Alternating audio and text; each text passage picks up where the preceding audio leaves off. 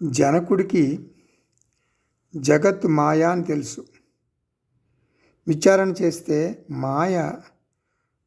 మాయమవుతుంది, ఏమీ మిగలదు. ఇక్కడ ఒక భవంతి ఉంది. ఇసుక, సిమెంటు, ఇటుకలు, మరి ఇనప చువ్వలు ఒక అమరికలో పేరిస్తే అదే భవంతి అంటున్నాం. కొన్ని మట్టి రేణువులు కలిస్తే ఇటుక అయింది.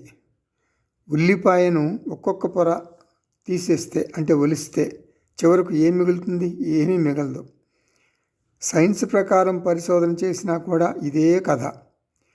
భవంతి అణువుల సముదాయం అంటే పరమాణువుల సముదాయం అంటే శక్తి సముదాయం.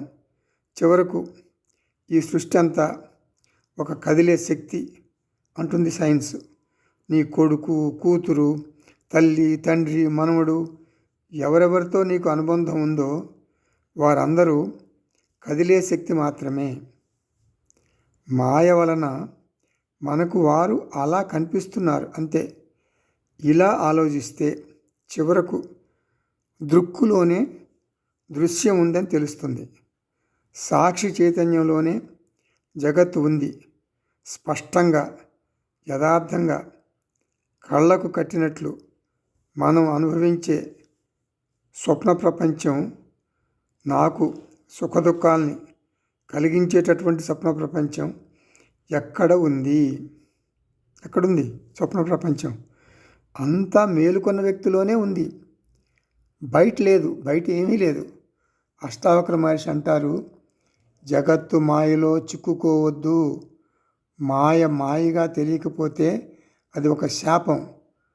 మాయ స్వభావం ఏమిటి అని విచారణ చేస్తే అది గాలిలో కలిసిపోతుంది, ఏమీ మిగలదు. మాయ స్వభావం గురించి తెలుసుకోవాలని ప్రయత్నించకు, అది దాని స్వభావం అంతే.